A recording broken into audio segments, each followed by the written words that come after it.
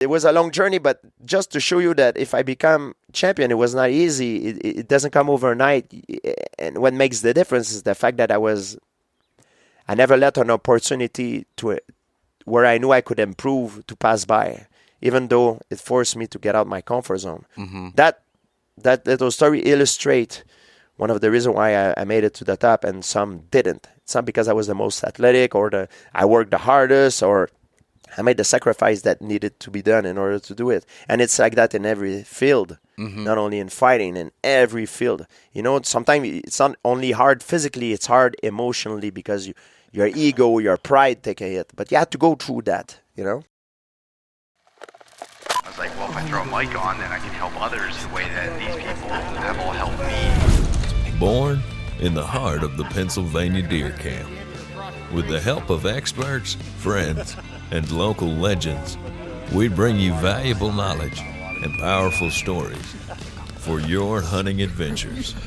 Welcome to the East Meets West Hunt Podcast with your host, Beau Martonik.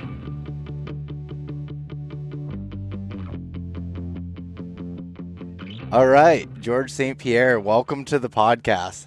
Thank you for having me on. Yes, it's a pleasure. I got to meet you back in January, but to get to spend some days hunting with you and getting to it's funny, you know, someone who is considered, you know, arguably the pound for pound best fighter to ever walk the face of the earth. You didn't say that, I did, but to come out here and see you try something completely new in hunting and fishing and the outdoors is pretty cool to see. Well, you guys took me out of my comfort zone, and I really like it because I never thought I would have loved hunting and fishing so much. Last time I fished, it was with my dad. I was about 10 years old, so it's more than 30 years ago.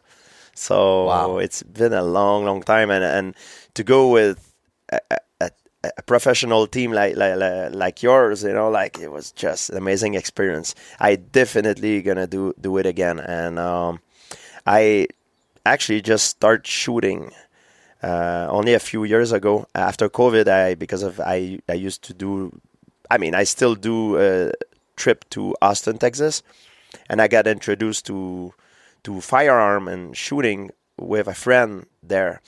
And growing up in a different culture in Canada, we don't really promote these sort of things. Yeah. It's a different mentality. I never thought I would have liked it, and I fall in love with it. Yeah. I love shooting. I love it. I love the sport of it. I love like hunting and fishing. I'm definitely gonna do this again. I want to say thank you guys to introduce me to this, and I just realized I miss a big part of my life that I wish I would have known this before and have tasted that experience before, because I would have dived into it much earlier in my life. Yeah, but the one good thing is, you know, now obviously, you know, you're retired from MMA and the UFC, but at the same time, you know, you're still busy with a million other different things that are going on, but you still have so much of your life left to live and be able to enjoy the outdoors and find, you know, another thing. I can see it in you already that you, like, say for like shooting and everything, that you see so much room for improvement that you want to learn and you want to continue. I can see you going down some rabbit holes of just focusing on this and learning it. Yeah, I call it the white belt mentality. And it doesn't mean because I'm a mixed martial art expert that I'm an expert in hunting or shooting. It has nothing to do with it. It's a specialty. And I'm willing to learn and to put work into it, put hours and learn these new skills that I think are natural. It's something very primal in a human being. Our ancestors have done it. And even when you go to the restaurant and you order a steak or a burger, where you think it comes from, you know? So I think it's important. It makes us go back to our natural things, you know? Yeah. And I think I really loved it. Yeah, and so what was the initial reason to get into firearms or, you know, looking at hunting? Like what changed, you know, after COVID that made you want to look at that? Well, first I I'm always willing to try a new experience, even though I'm very open-minded. Like even though I don't think much of it. And to tell you the truth, even shooting, I didn't think I was going to like it. I was like, oh, I'm gonna do it one time to make my friend happy, and that's it. And I really liked it. It's very technical, and there's a part of it for me that I see as a sort of a self-defense. Mm-hmm. I've studied the art of war, and I use those same concepts through all my career. And I'm very fascinated by all types of warfare, all types of, also sports, but all types of warfare. I've studied bare hand combat, of course, mixed martial art, but knives, fencing, I've practiced it. And, firearm is like the archery and firearm are like the next step in the natural evolutionary in terms of technology. And our ancestors have done it for thousands of years, so I think it's pretty cool, Yeah. I wanted to always go back at it, and I was introduced, and when I did it once, I got hooked on it, and I want to do it more and more. Yeah, we were talking the other day about there's that whole thing about the gorillas, and you're talking about can 100 men fight a gorilla, and then you had shared a super interesting story about a situation you had with a gorilla. But the whole thing that I had taken out of that was, again, someone that I look at you, I'm like, man, that's obviously a very tough guy, and someone that's extremely skilled in mixed martial arts and very lethal in that. But you, at least the way I see you looking at it, as you are skilled in that category, but you understand that a guy with a gun has you beat, or an animal or anything that bare hand. Yeah. In terms of a fight against another human being, bare hand, I'm very qualified. I'm maybe over qualified in terms of. I was world champion, but if you put me in nature, because our species are really weak. A man cannot even beat a chimp. And a chimp is very low on the food chain. So the reason why we're, I would say, the apex in our environment is because of technology, because of our ability to develop certain weapon and to dominate the planet. And a lot of haters will say like, oh, it's dangerous. Weapons are not dangerous. It's the person. A gun is not dangerous. It's the person that used a gun that could be dangerous. Weapon are, if you know how to use it well, you follow the protocols, there's no problem. It's the person that could be a problem. And I think it's important. I think every person, after having the experience, I think every person should learn about it. It's a must-know things. You should know how to shoot. You should know how to, hunt or fish. Maybe it's not your thing, but at least you should experience it at least once in your life. And maybe, like me, you'll discover a new passion. Yeah. And a firearm is an inanimate object, just like a vehicle is. I guess there are self-driving vehicles now, but firearms don't just go off on their own. They don't commit crimes. They don't do things. It's the people that are behind them, and being well trained and understanding that, I think is a skill that more people, if not everyone, should learn how to do, and experience in nature and getting out here and it's just being so busy in life and doing things to be able to come out here. You got to go out and sit in a tree stand with Bill from Spartan Forge and get to hang out and be at camp when there's not a million things happening around, like just to get to hang out and do that. Like, what was that for experience for you? Just the opportunity to come in here, because I live in I live in a world that I'm constantly bombarded by everyone. Hey, I got so much stuff going on. Like, I'm more of an entrepreneur nowadays, so my phone rings all the time, and I'm always on it, and I feel like I'm sort of a slave to that, you know? If you take away my phone, I don't feel good. I'm like, man, something is wrong. And to come in here, put your phone away, I mean, put it away. You can watch it maybe at night or in the morning, but like, spend the day without it. And just go back to nature. I mean, it's very therapeutic, and also you develop a certain camaraderie with your colleagues. Yeah. When you hunt, and it's a lot of fun. Bill Thompson is an amazing human being, and I got close to him with this trip, even closer, and we share certain stories and stuff, and it was an amazing experience. I learned a lot from him. Yeah. No, and did that all start from when you met Bill in Washington, D.C.? Is that when you guys met each other? Yeah, we met in Washington. We had a dinner, and we started talking about different things. And what I like about Bill is that he works with technology. He's so educated in that stuff. In terms of technology, encrypted and stuff like that. And he goes back to the basic. And that's what I believe. I can't speak for him, but I think that's what helps him to find a balance in life. And I can see that. And I just wish I would have experienced this before, because it's very therapeutic.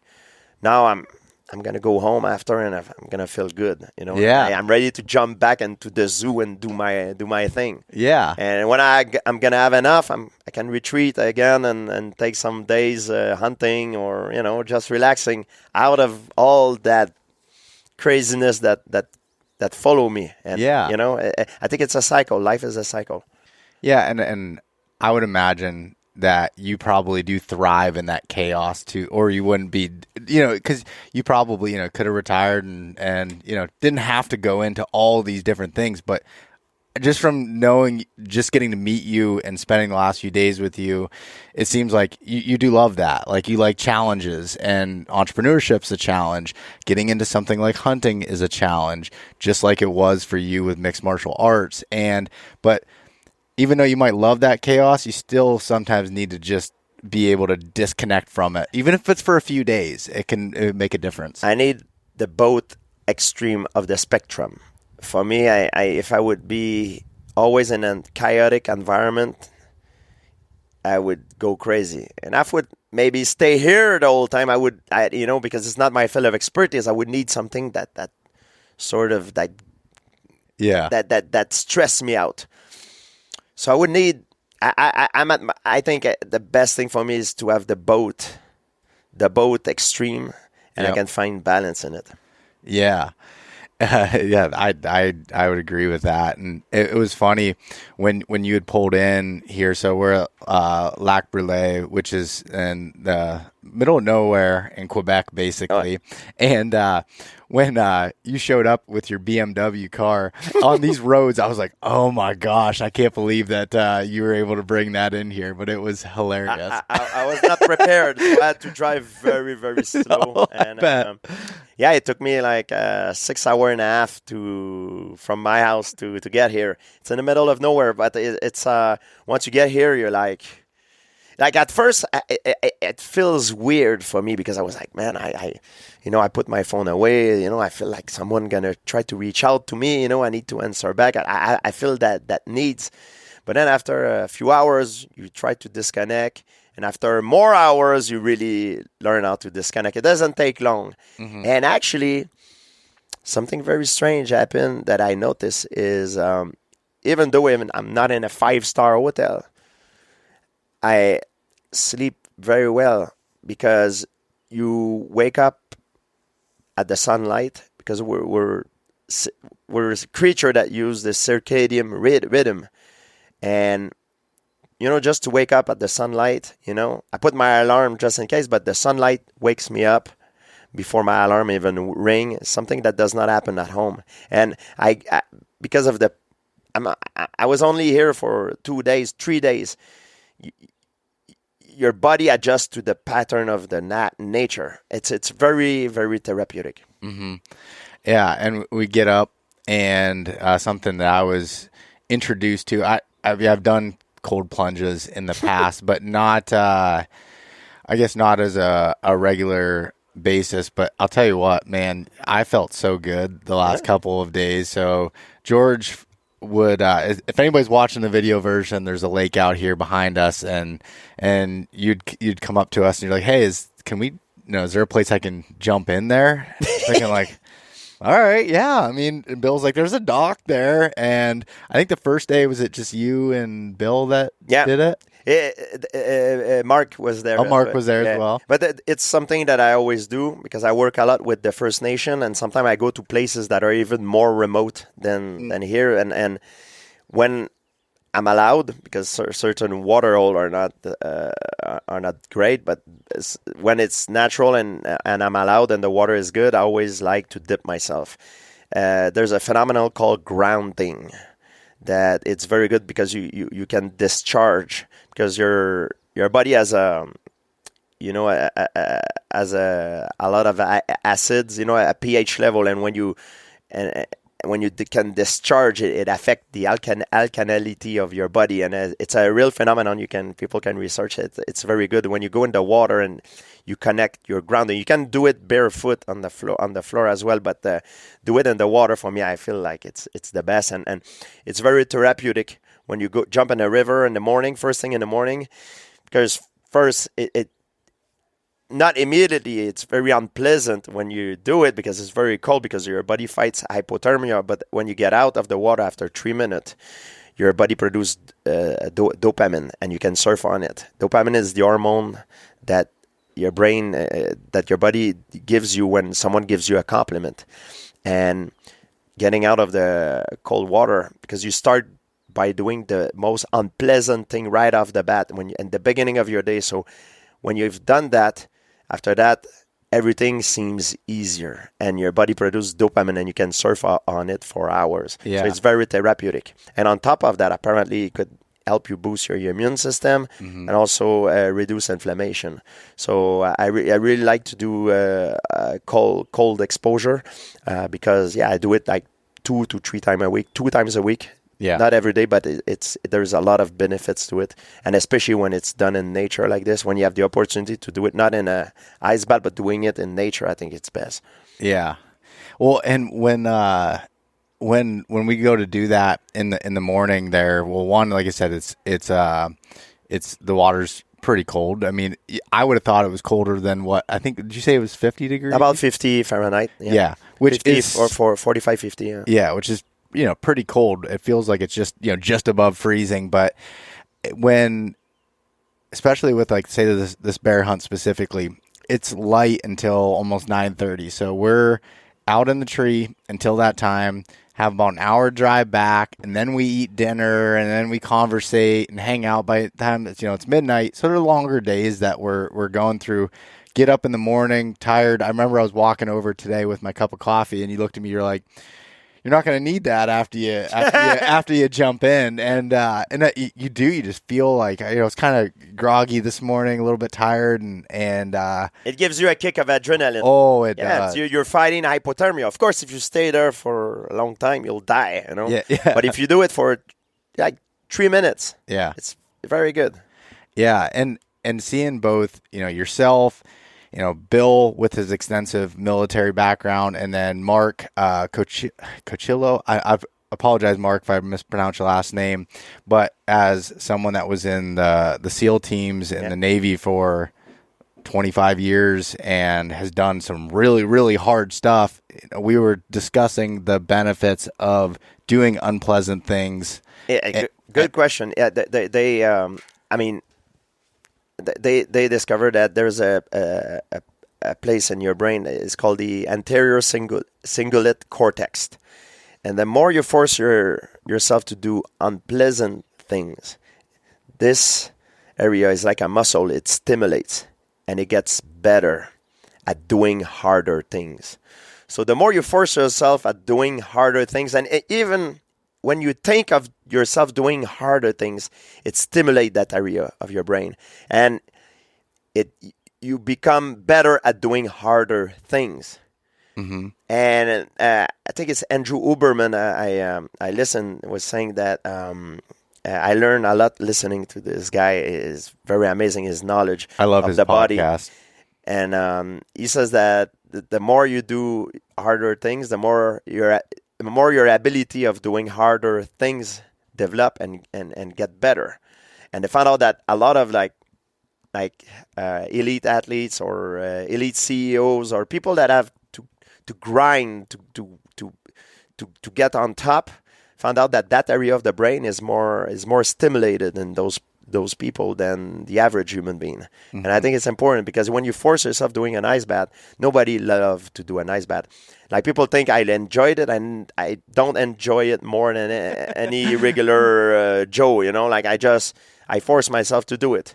That's the difference between me and maybe a regular person who resist and doesn't want to do it when they're faced to do hard things. You know what I mean? Yep. So I embrace it. I embrace doing hard things, because the more I do hard things, the more I will be better at forcing myself to do hard things. Nothing comes easy in life. Yeah. Nothing. You can't get to the top or, at anything without forcing yourself to do a sacrifice doing hard things. Well, life just doesn't work that way. And if you would all your life been giving everything, it's not an healthy thing. You will go crazy, or you will be unhealthy. You will get fat. You will be malnourished. And you will not be a good individual. You will not appreciate the small pleasure of life. Eating, sleeping. These are small pleasure of life that we take for granted sometimes, but it's something that we can enjoy. Yeah, and it's something that it doesn't matter what status you have in life, how much money you have. Anybody can do hard things and get better through that. And I think that's really powerful because you have the ability to create the life you want. I think through those hard things, and just it doesn't matter whether it's hunting, whether it's mixed martial arts, whether it's business, all of those things to become good at them or great at them require doing hard things. Another thing that I do sometimes, it's called fasting or time restricted eating. But I developed a condition called ulcer colitis. And in my last training camp, I got very sick. When I fought Michael Bisping at the Madison Square Garden, I won the fight, but because I was trying to put on weight, and on top of it, the stress. The doctor always says stress is the cause of something when they don't know really what is the cause, but that's what I've been told. So because I was forcing myself to eat, to gain weight, and on top of the stress, I developed ulcer colitis. And ulcer colitis, it's an inflammation of the colon and intestine, and it's very unpleasant. You're stuck for it. You're stuck with it for life when you have that. And I was on heavy medication. After my fight, when I got diagnosed with it, I was always looking for a natural way to heal it. How can I deal with it by taking less medication as possible? And I met a doctor, Dr. Jason Fung, who convinced me. He's a nephrologist. He treats diabetes people with fasting program. And his rate of success is very high. He wrote many books. He's very well known in the medical industry. So I decided to give it a try. I started doing a prolonged fasting, a long fast. And immediately, after a few days, I felt my inflammation diminish. And right away, I jump into time-restricted eating.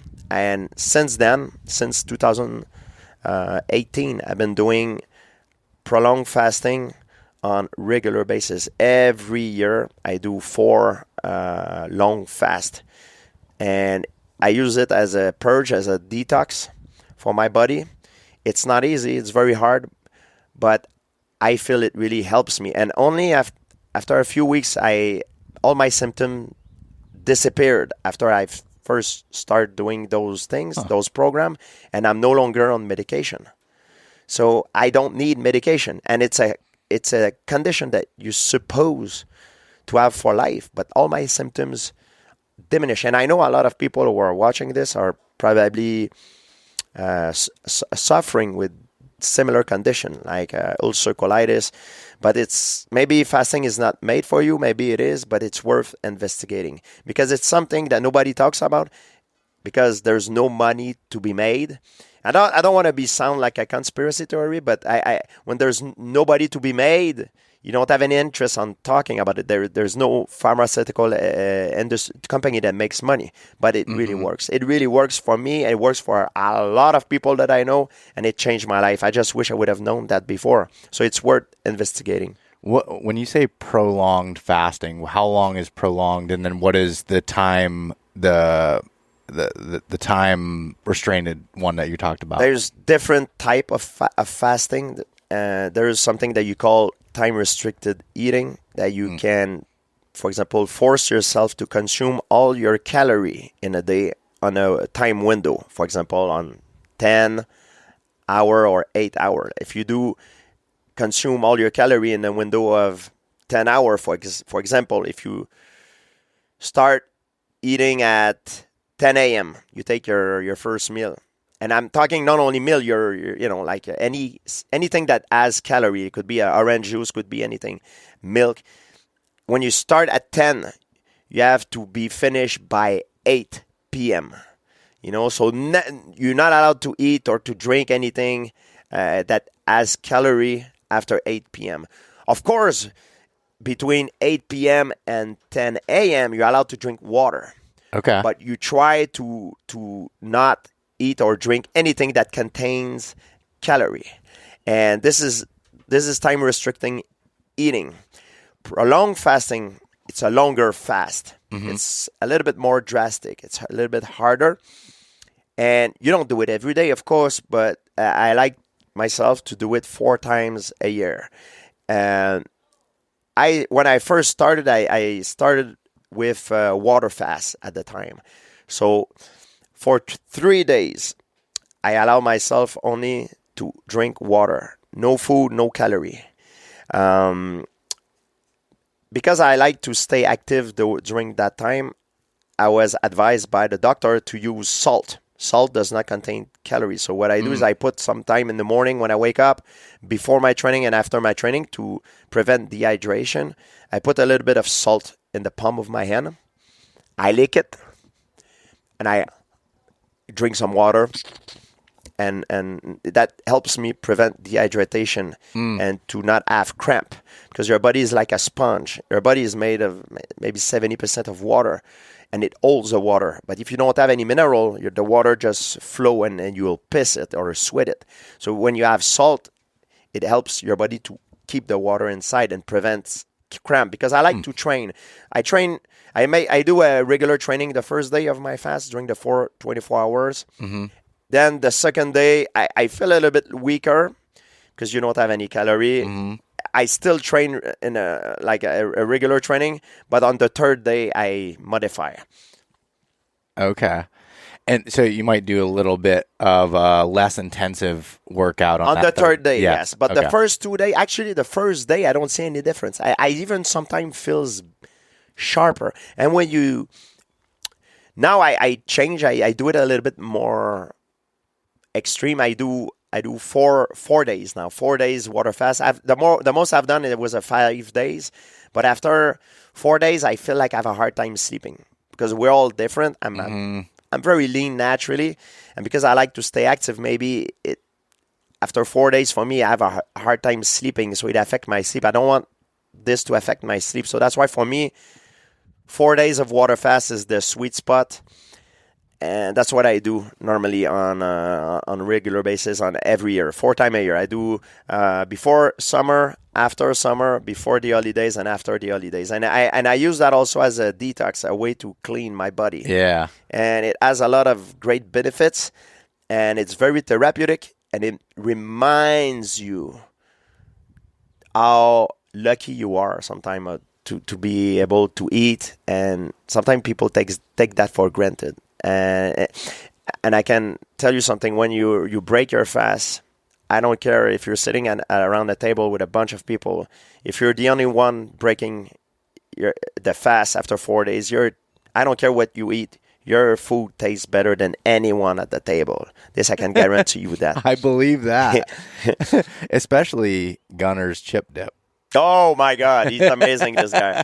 Yeah, we have a cook. He's just he cooks wild meat. I mean, it's just unbelievable. Like a wild game dish. It's unbelievable. Yeah. Yeah, it was funny when that was one joke the other night was you were eating pretty clean even while you've been here, which is tough to do with a bunch of guys and a lot of food. Not that clean with those chips and the dip. You took one scoop in there, and I saw it on your face, and you're like, "Oh my gosh, yeah, you what guys got this? me hooked on something bad as well. Like you got me hooked on the hunting and fishing, but I gotta say something bad.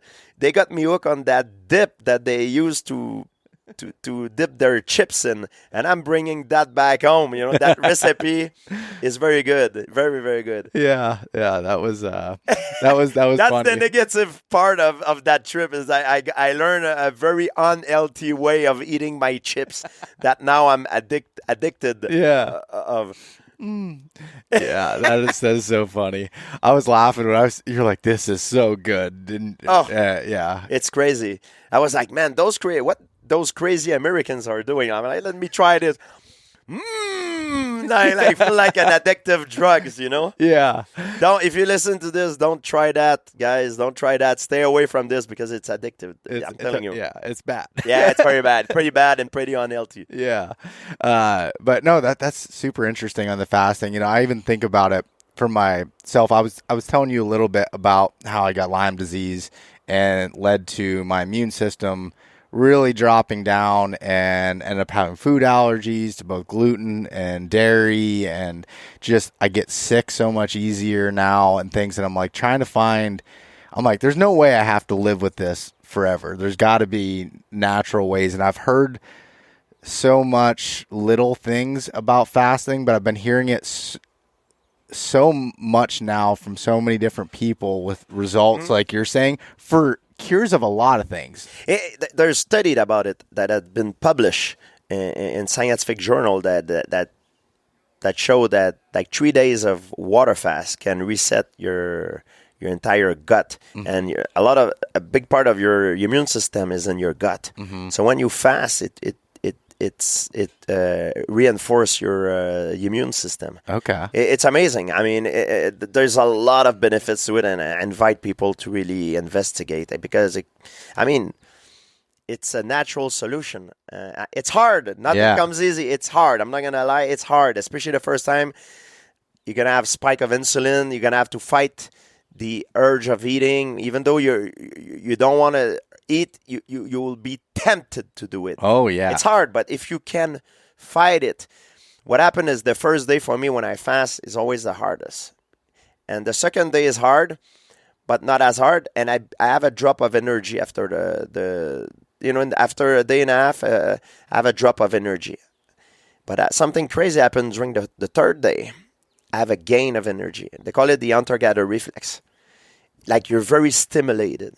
And that's why I say to people that when they do a long fast, do it when you're very busy. Don't do it when you're at home chilling or on a hunting. Yeah. Because you need distraction. When you have a very busy schedule, a full schedule, that's when you need to do your fast. And you will realize that when you fast, you have a lot more time in your day than you can expected. So it's during that time that you need to force yourself to do things that normally you don't have time to do, like wash your car or clean up your garage or whatever, your basement, whatever, or your closet, like make a cleanup, or something of the clothes that you don't want, stuff like that you don't have time to do, do it when you fast. Stay busy, because if you're not busy, you don't have any distraction. Now you're going to think of eating, and it's going to be harder. Yeah.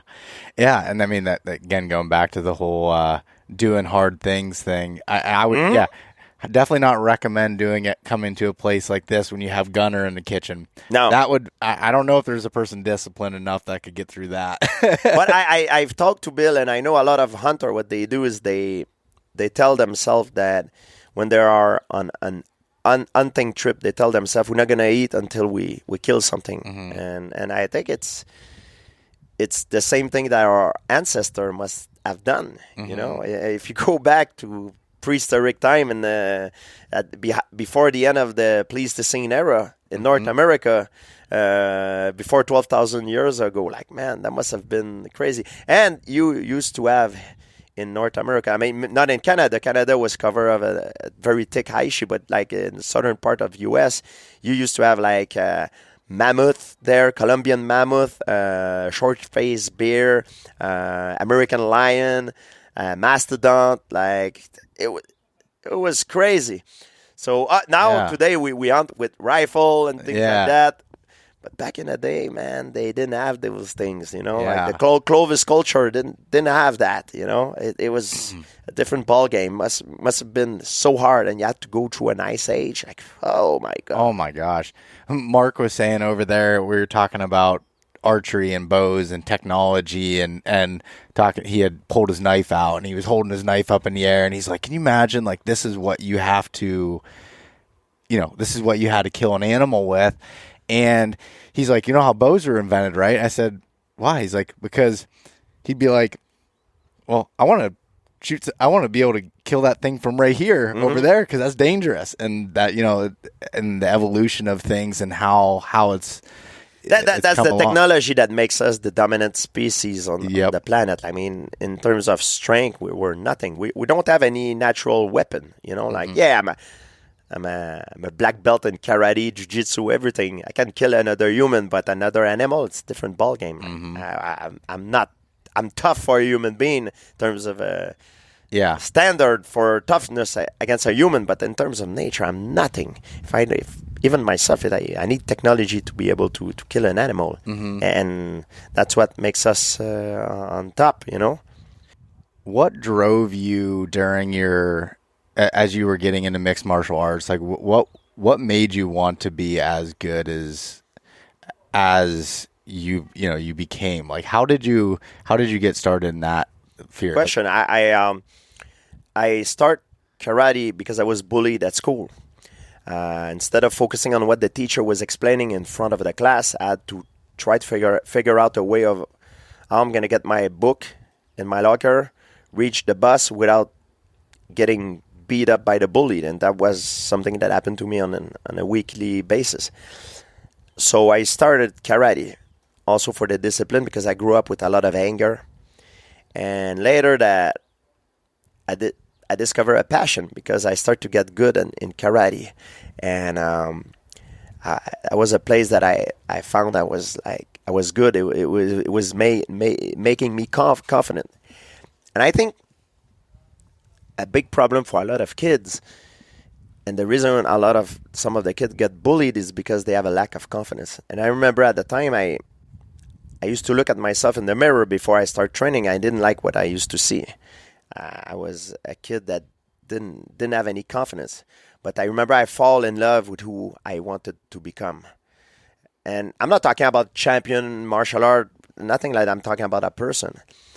And when I started karate, I started to gain confidence. And I wish I can tell you that I got rid of my bully problem because I beat everybody like a Hollywood scenario movie, but that's not how it happened.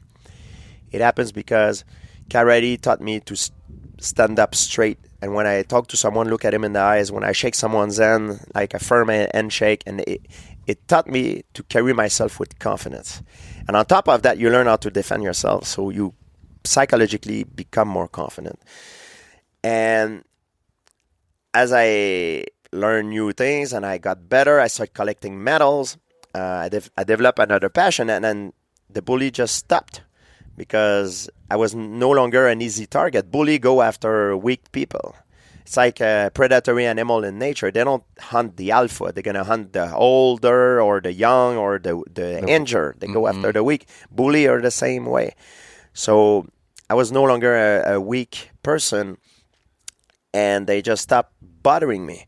And later, because I develop a passion, I become good. When you love something, you put work and effort in it, and I became very good, and I never gave up. I even through many obstacles, I decided to keep going and keep going, while others who were probably better than me stopped because it was hard. So I kept going, and until I reached a point that I become among the elite, and then martial art at the time just started. It was illegal at the time, and I was like, man, I wanted to do this. And I saw Royce Gracie winning the first Ultimate Fighting Championship, and Royce Gracie at the time was much smaller than most of his opponents. He was 170 pounds. He used to go against guys that were 230, 250 sometimes, and he beat them with a weapon that nobody knew at the time. It was jiu-jitsu, grappling, the art of grappling. And when I was growing up, I learned karate, I learned striking, and I always, when I look at Royce Gracie, I was like, I got to learn these new tricks because nobody knew what it was. Yeah. So I decided to start doing trips to New York to learn these new skills at Renzo Gracie Academy, because that was the best place. The Gracies, the academy in New York was the best place where I could learn jiu-jitsu. And even though I couldn't speak English at the time, I was broke. I didn't have any money. I forced myself to go there. And I learned, and not only I learned English at school, but I developed a better English going there, and I learned new skills. And I put a lot of work, a lot of effort into it, and it forced me to get out my comfort zone. And putting time and effort, I developed new skill. I become amongst the elite, and I got recruited in the UFC, and that's how I earn a living. So everything started as a self-defense, then it transformed into a passion, and then into how I earn a living. And it's something that, hearing you saying that and talking through that time period, I mean, that's over years and years and years that you build up.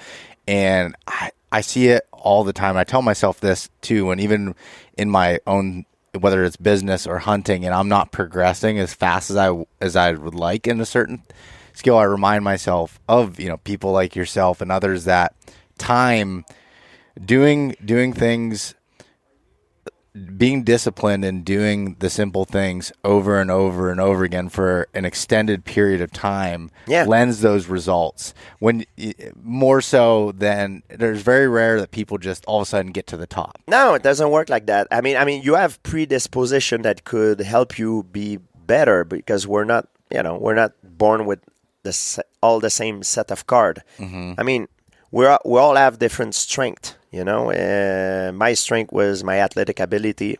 I was good in pretty much every sports, but that's not enough. I believe the reason why I was champion,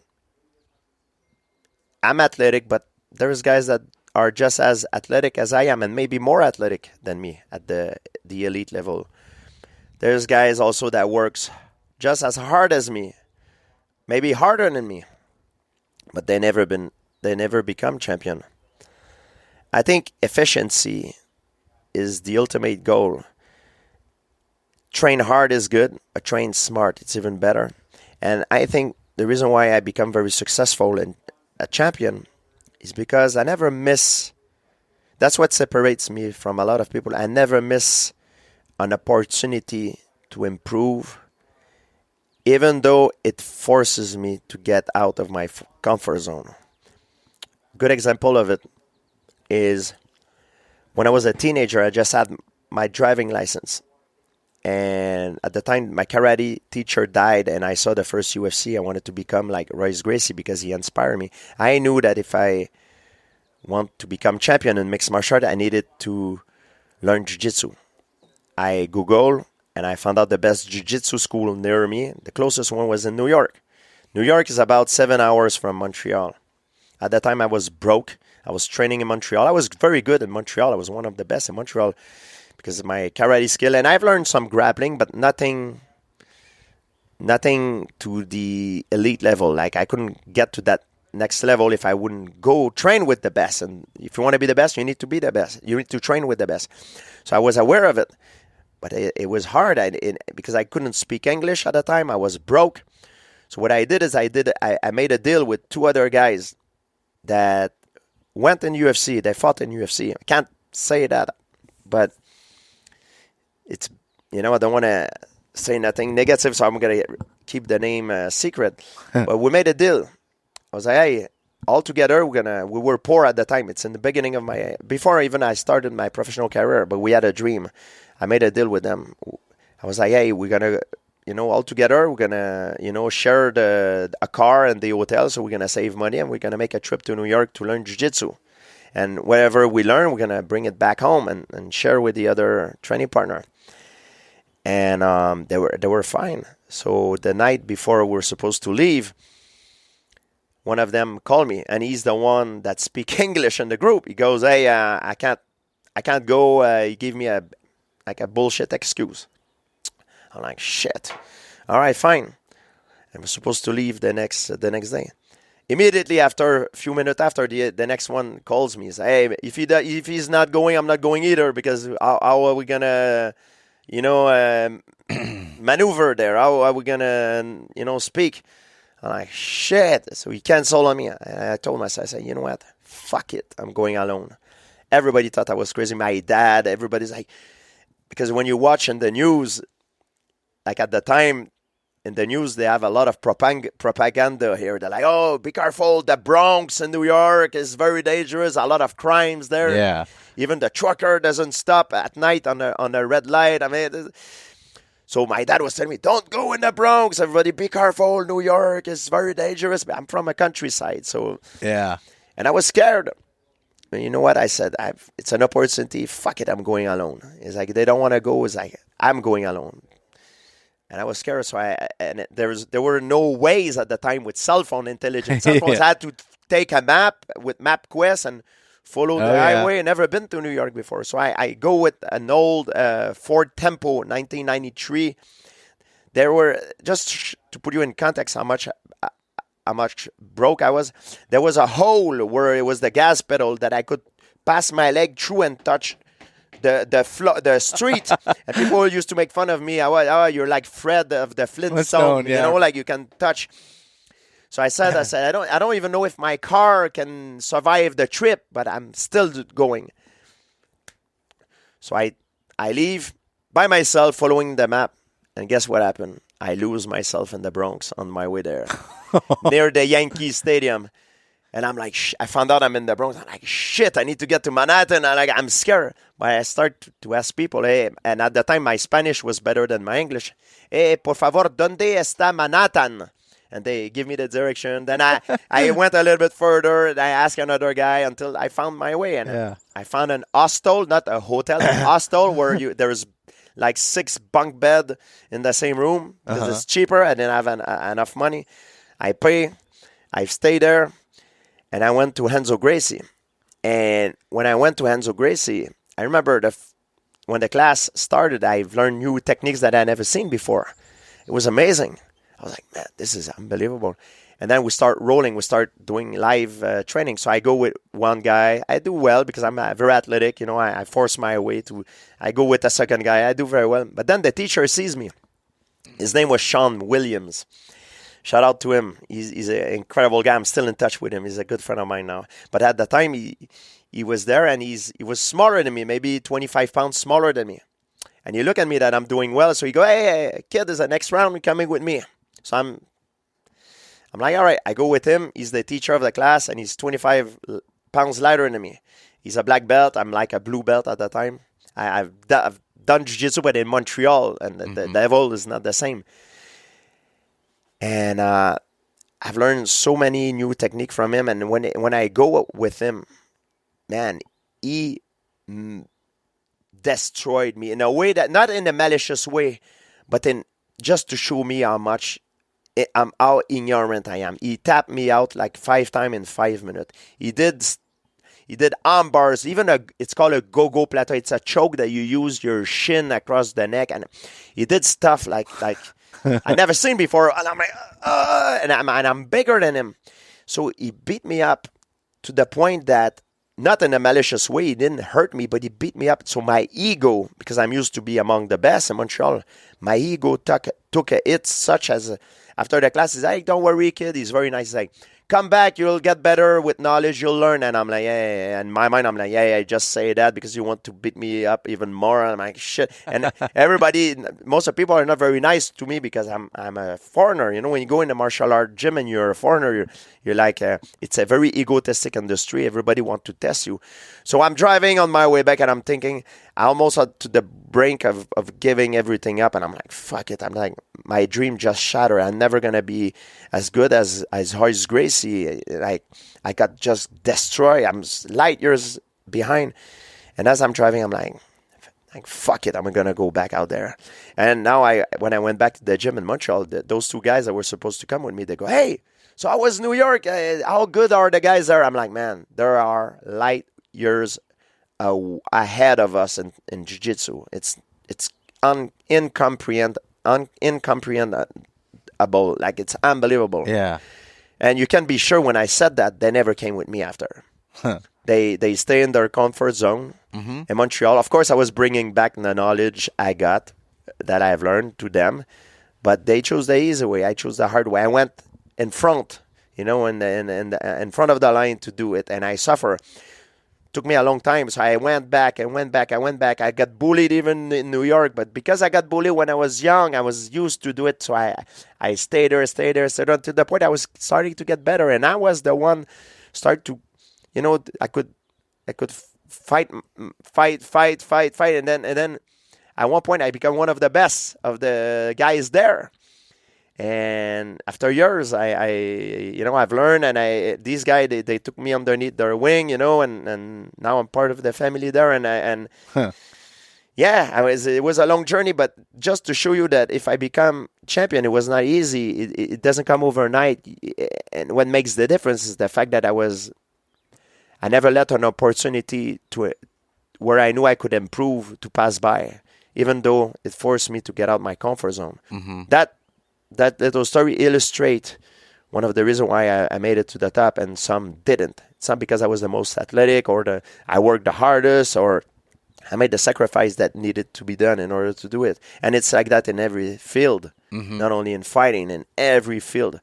Sometimes it's not only hard physically, it's hard emotionally because your ego, your pride take a hit. But you have to go through that, It's thinking about like opportunities and taking advantage of those opportunities that may not seem like at the time, like, I don't know if this is the right move.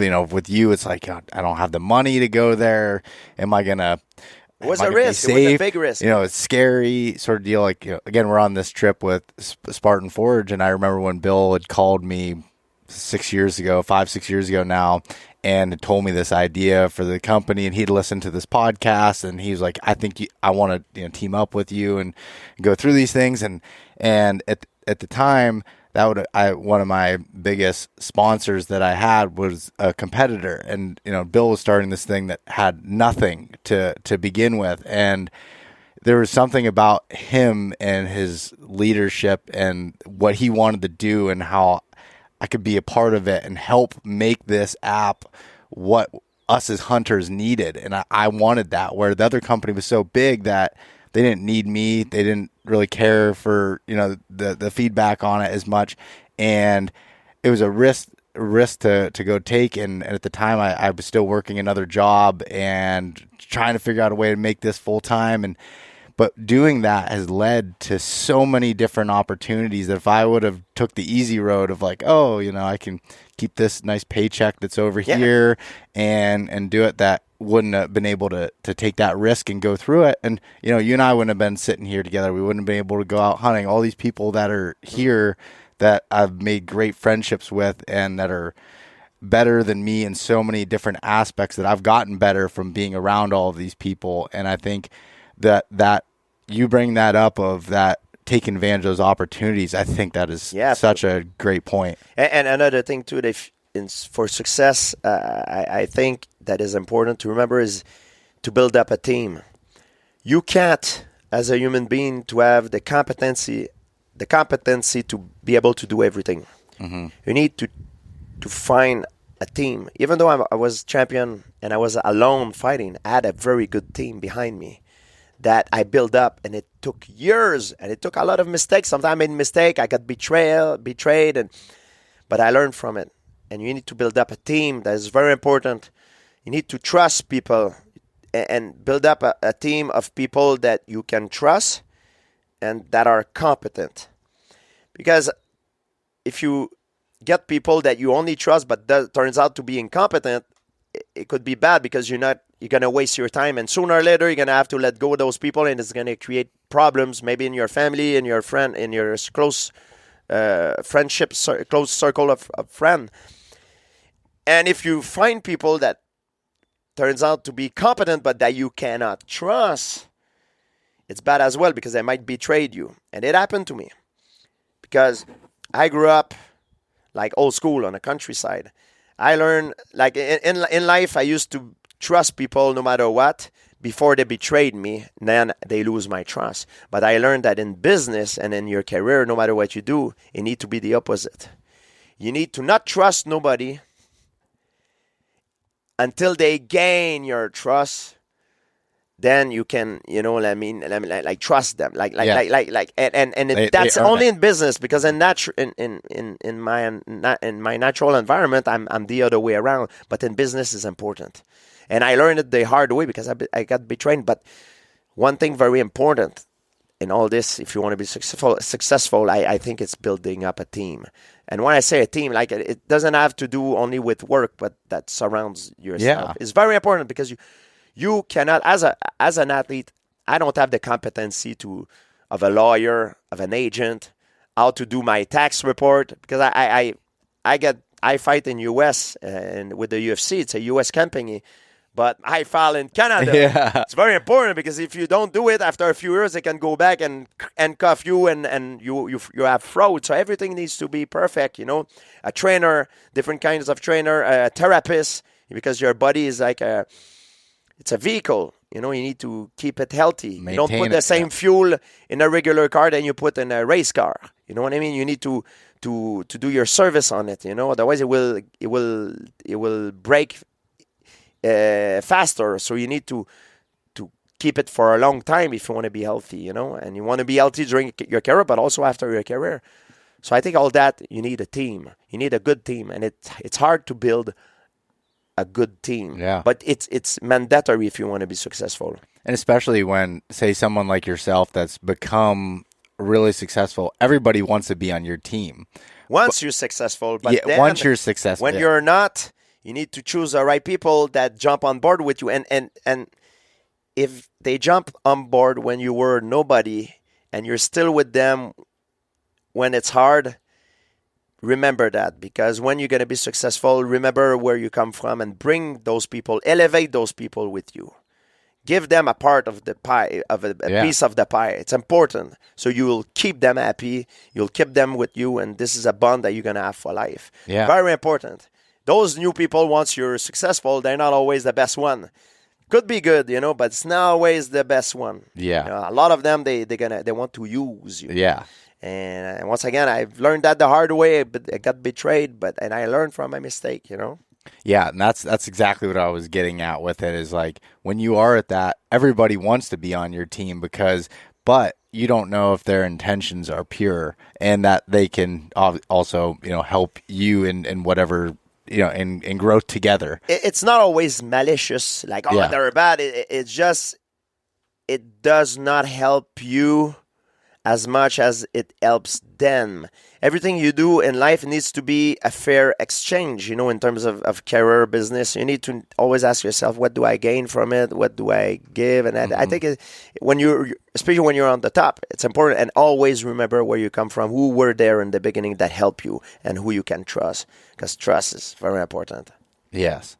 All right, so last thing, and then I'll let you get back on your we'll get some good food, and then you can go on your drive. But fear, talking about fear with, you driving from Canada to go to New York for that first time, you walking into the cage to be able to go fight. How did you have fear once you built up that confidence? And if so, how did you manage that?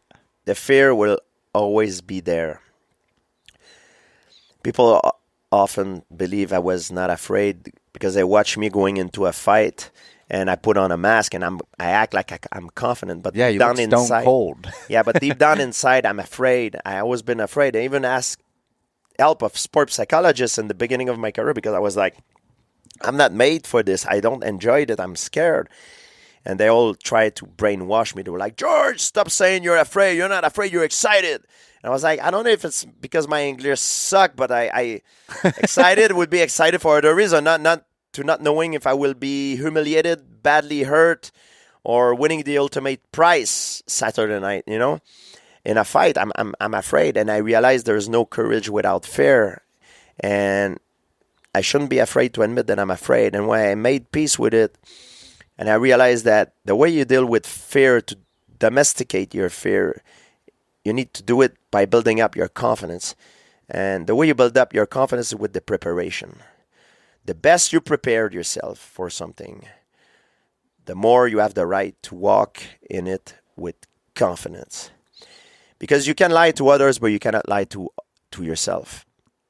And confidence is not the absence of fear. It's knowing that you have what you need in order to succeed.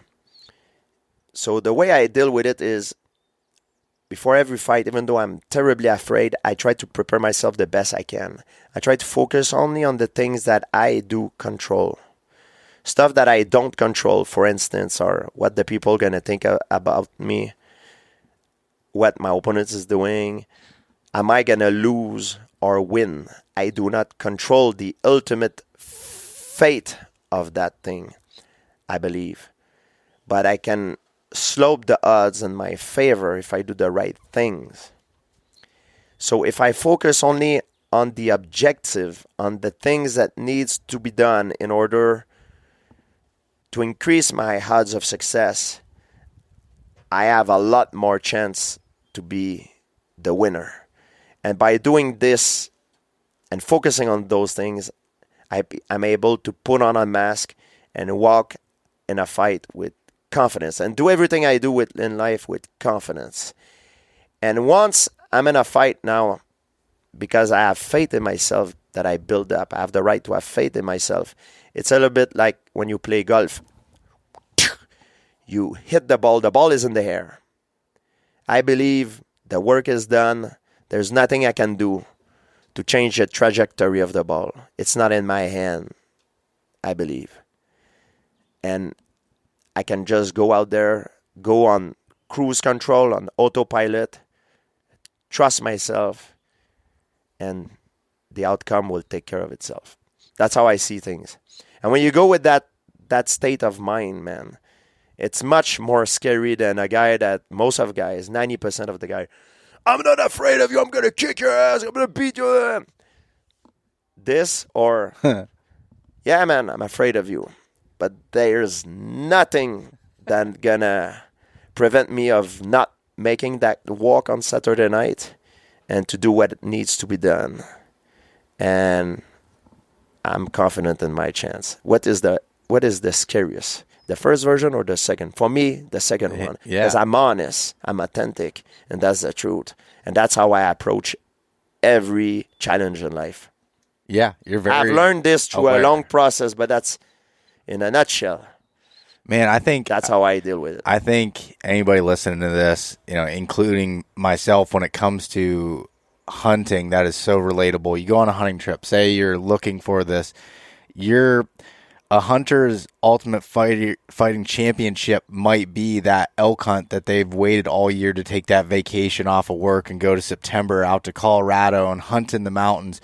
Well, leading up to that, discipline and being in shape, you're going to have to hike thousands of feet of vertical elevation, going through, make sure you're doing through that, making sure you're proficient with your weapon, whether it's a bow or a gun or whatever it might be, your gear, knowing where your gear is inside and out, how to survive out there in the wilderness, how to camp, going through all of those things. What are your backup plans? What if you don't find elk here? What are the animals' behavior? When you put all those things into it, can you control what the weather is going to do? No, you can't control what the weather is going to do. Can you control that maybe they're not moving as much in daylight? You can't control that, but if you do all those steps leading up to it, your odds of success are a hell of a lot higher than someone that's going in there and just be like, oh, I just falsely confident 100%. in what they're going to And accomplish. even if I make an analogy to fighting, the more elite you go, often people tend to forget the basic, the fundamentals. And that's what makes the difference sometimes, the fundamental. Because you're so up high, you're a so-called expert, you forgot those little fundamentals. And these are very important sometimes to memorize and to get back at it, to remember those fundamentals. It's like you're building a house. If you don't have good foundation, if it's windy, there is a hurricane, your house will crumble, no matter how big it is. Or if you have strong foundation, it will stay solid. Same thing for a champion, same thing. You have to get back to those fundamentals, to memorize and to get back at it, to practice those fundamentals time to time, to make sure, for security protocols, because a disaster can happen, but it needs to always be there. Very important. Yeah. I mean, I was just talking to Mark over there again, someone who spent 25 years in one of the most elite parts of the military, an absolute warrior, talking about firearms. And I was saying how that is a weakness in myself. I've spent so much time bow hunting that, I've taken for granted. I'm like, oh, you just pull the trigger, and that's not the case. But talking to him, thinking that you might get these, these big tips, and it's all fundamentals. He's like everything. He's like, there's a lot of things you'll see on YouTube and everything else that overcomplicates it, makes all these things. But he's like, doing the basics well and doing them over and over and over again so that you don't forget them and you don't mess them up and you constantly practice those is what makes you become good. 100%. Basics. Yeah. Basics is king. Fundamentals, yeah. Yeah. Well, George, so is there any place you want to direct people what you have going on now, or to check out what you have going on? Thank you. I have a lot of stuff going on. I mean, everything is linked to, well-being and fitness. I mean, not everything. I have a home fitness equipment company, Base Blocks, the Pro line. I work on it. Wire, heart and liver that are in pills. That the heart and liver are from grass-fed beef. It's our organs that are very nutritious. I got also online instructionals on my website, gspofficials.com. I mean, I got a vodka. I got a hot sauce. I mean, I'm real estate. Yeah, and a lot of things. Acting. Yeah. I did some little cameos. So I'm in a lot of things. I'm very happy. That's a good thing about my life now. We always want more money, more success, but I can, if I decide to just stop everything, like, I can live for the rest of my life. But, I always like to keep my brain stimulated and challenge myself. And now the good thing is that I have more times to enjoy things like this, and to focus on bigger questions, in my life, and while we're here, try to figure out some of the mysteries, some of the question that keeps me up at night, and I really enjoy my life. I feel very blessed and lucky, and I want to say thank you to everyone to support me, and to you guys to giving me the opportunity to have an experience like this. No, I greatly appreciate, one, you coming on the podcast, but two, getting to spend the time with you, and just very humble and wanting to learn. And I see it, and I can't wait to see as you progress. And I hope this goes without saying, but if there's anything I could do to help when it comes to archery or hunting, and you're going to continue down this path. Well, thank you. Hopefully our path cross again, and will be fun. I have a lot of work to do in order to improve. Yes, definitely. Well, thanks, George. Thank you. Appreciate it. Hey guys, thanks so much for listening. If you enjoyed this conversation, share it with your buddies. Leave us a rating, a review, and subscribe. If you want to check out more content like this, there's plenty in the links below. We truly appreciate having you guys along with us.